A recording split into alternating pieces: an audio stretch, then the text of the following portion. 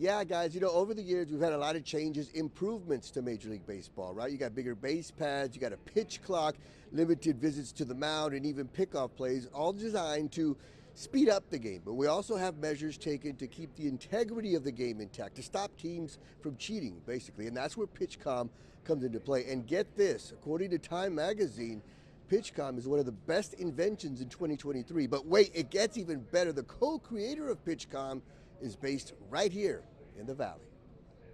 It's the sights and sounds of baseball, but it's not the sounds we're used to hearing. So it's fastball, curveball, slider, and then you can actually call location. And there's actually some modes here that we have that allow you to call a ball. So this is going to be fastball, like low inside. Or seam fastball, low inside. These new sounds are the ways pitchers and catchers communicate and let each other know what pitch will be thrown, thanks to a push of a button on a transmitter by the catcher and a speaker in the player's cap. So the catcher, you almost always see this on their knee. And this is one of the receiver headpieces. Now there's 5 people on the field that can have the receiver headpiece. So the catcher has one so he can hear what he's pushing. And that's part of the safety feature. So there's never a cross up, because what the catcher hears and what the pitcher hears is always identical.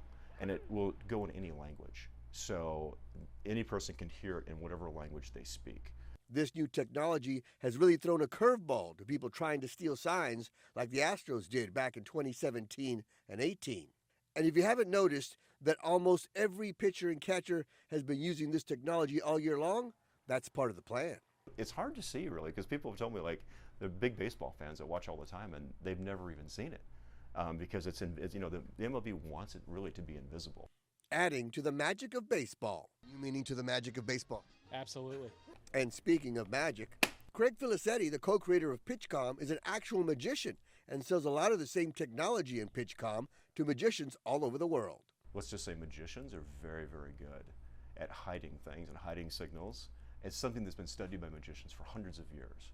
And so we have a lot of experience in different types of technology and things like that. So that was very applicable to what we needed to do for this. Filicetti is also a mentalist, something I found out firsthand when he guessed the PIN code to my debit card and transferred an X from his hand to the palm of my hand. I should check this out. I'm going to just try to remove that. And I'm going to take it and put it right there. I can feel something, but you're not touching it. Did you feel that? Yes, I felt You did? it. Where'd Yeah. you feel it? I felt it right there. Really? Yeah, but you didn't touch it. Do you see it? No. I think you should. What? And now that this technology is in the hands of pitchers and catchers for every MLB team, it's safe to say Craig Filicetti and PitchCom have knocked it out of the park. I'm all for it. I think it's been great to us. We used it down in AAA. We used it here in the big leagues. And I think for the starter being able to call his own pitches, the catcher being able to obviously call the pitches, I think it's great. I think it helps with the pitch clock a lot, and I don't see why anybody would dislike it. Did you ever think this would be the case where you're going to have a speaker in your cap and a catcher with just push of a button will tell you what pitch to pitch? Yeah, definitely not. It's a pretty cool idea. But yeah, I mean, years ago, I've never think that would be a thing. So, but yeah, it's convenient, and I actually enjoy it a lot.